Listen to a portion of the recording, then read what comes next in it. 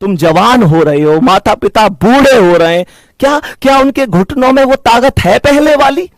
क्या कभी महसूस किए उनके आंखों के नीचे जो झुर्रियां? दिखावों को मत करो, अपने लिए पढ़ो, बेहतर तरीके से पढ़ो, क्योंकि आप लोगों को निश्चित रूप से आगे बढ़ना है। तैयारी तो बढ़िया कर रहे हैं ना मेरे प्यारे दोस्त? इस बात का विशेष ध्यान रखो कि अब वो समय नहीं है जैसे हम पहले छोटे होते थे, किताब लेके बैठे हैं माता पिता को दिखाने के लिए कि हाँ मैं पढ़ तो रहा हूं इतनी देर से। टीचर अगर घर पे कभी कभी आ जाते थे देखने के लिए, कुछ बच्चों के टीचर ऐसे होते थे कि घर तक वो संपर्क में आते थे कि हाँ हाँ बच्चा पढ़ता है कि नहीं। प्यारे दोस्त, तो उनको दिखाने के लिए या टीचर को ये दिखाने के लिए क्लास में कि हाँ मैं बहुत पढ़ता हूं। प्यारे बच्चे, अब हमारी स्थिति ऐसी है मेरे प्यारे वीर, हमारी स्थिति ऐसी है कि हमको दिखावा तो कम से कम नहीं करना। आखिर ये दिखावा क्यों? क्या माता पिता को दिखाऊं कि हाँ मैं पढ़ रहा हूं? क्या पिता को दिखाऊं? क्या अपने गुरुजनों को दिखाऊं?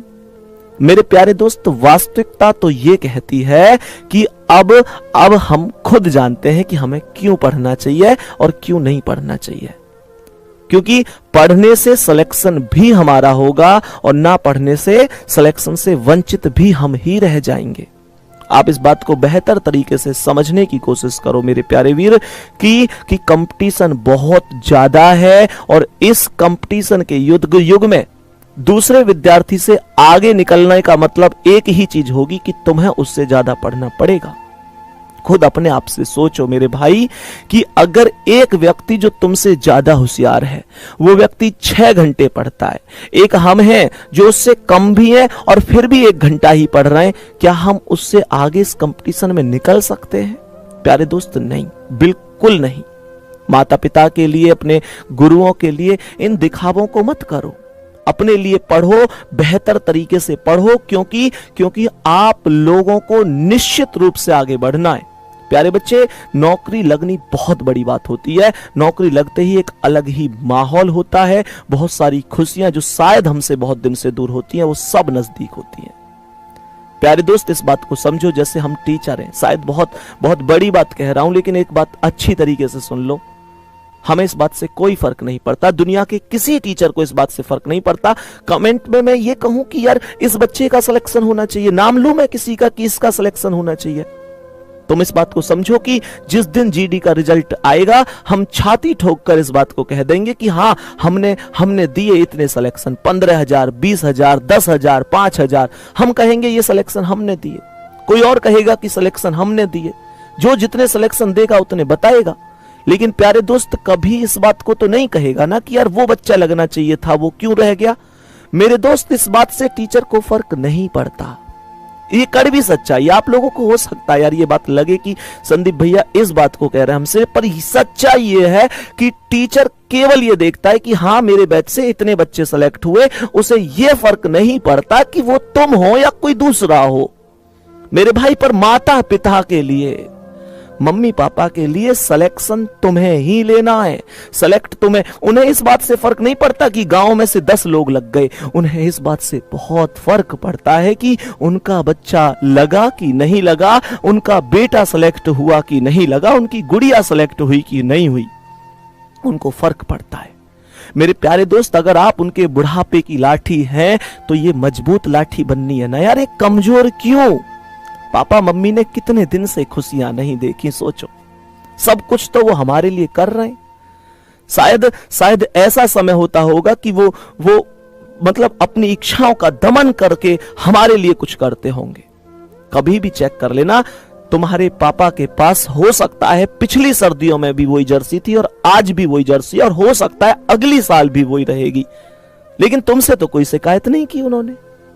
मेरे दोस्त, जिस बच्चे को आज तक राजकुमार और राजकुमारी की तरह उन्होंने पाला है, क्या उस बच्चे को ये अधिकार नहीं होना चाहिए कि एक दिन तो उस पिता को राजा बना के रखना है, एक दिन तो उस पिता का पूरे गांव में नाम करना है?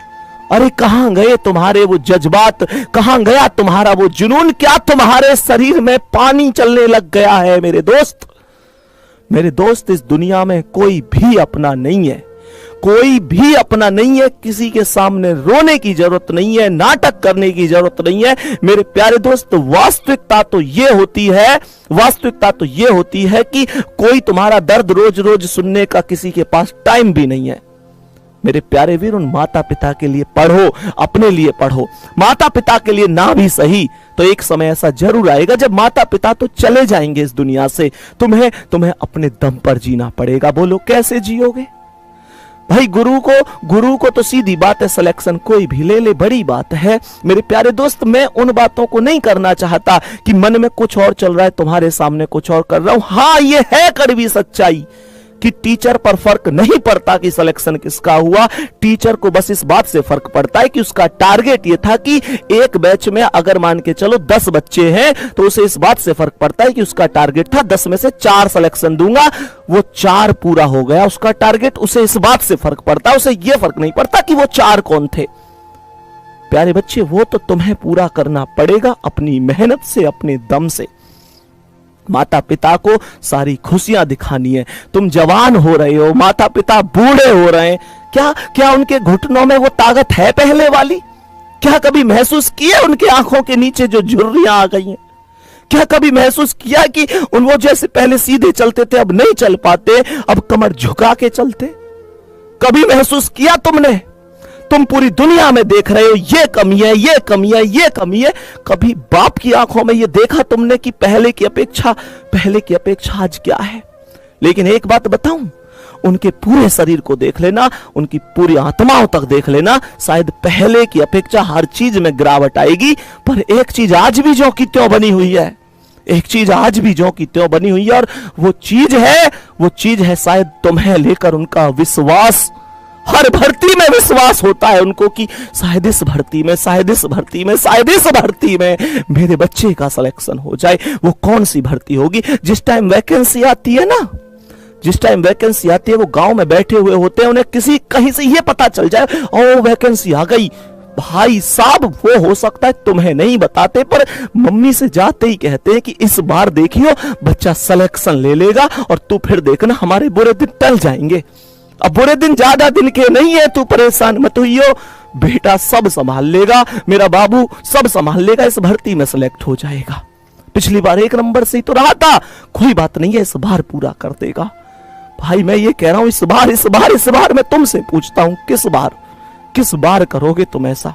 मेरे प्यारे दोस्त, वो माँ पिता से कहती है, हाँ मुझे पूरा भरोसा इस बार मौका होगा, सारा कर्ज उतर जाएगा, बैंक का पूरा लोन खत्म हो जाएगा, हमारी जिंदगी में फिर से खुशियां आएंगी। मेरे दोस्त, मैं तुमसे पूछना चाहता हूं, वो खुशियां लौटाओगे भी उन्हें कि नहीं लौटाओगे? मेरे प्यारे साथी, उन्होंने आज तक तुम लोगों को जो मांगा है सो दिया है। जो उन्होंने दिया है वो कहां से लेके आए, कहां से मांग कर लाए, कहां से कर्ज लेके आए, लेकिन तुमको दिया है। मेरे प्यारे दोस्त, अब समय आ गया है, हम उनका कर्ज तो नहीं उतार सकते, लेकिन उनको ये खुशियां दे सकते हैं ना कि यार मम्मी पापा मेरा सिलेक्शन हो गया। तुम्हें पता है वो कागज का टुकड़ा क्या मायने रखता है?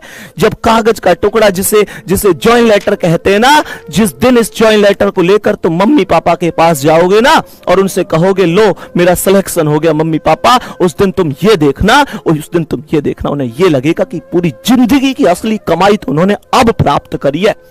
मेरे प्यारे दोस्त, कोई धन कितना कमा ले, कोई कुछ भी कर ले, लेकिन जब औलाद कामयाब होती है ना, वो दुनिया की एक तरफ की खुशी होती है, और वो खुशी तुम्हें देनी है उनको, तुम पर डिपेंड करता है। मेरे भाई, दिखावा मत करो, पढ़ाई करो, मेहनत तुम्हें करनी है, निश्चित रूप से आगे बढ़ना है, बाकी तुम लोगों पर डिपेंड करता है। ठीक है, तो प्यारे बच्चे, अगली क्लास में नए टॉपिक से सोमवार को मिलेंगे। सोमवार को क्लास होगी। जय हिंद, जय भारत, बाय बाय।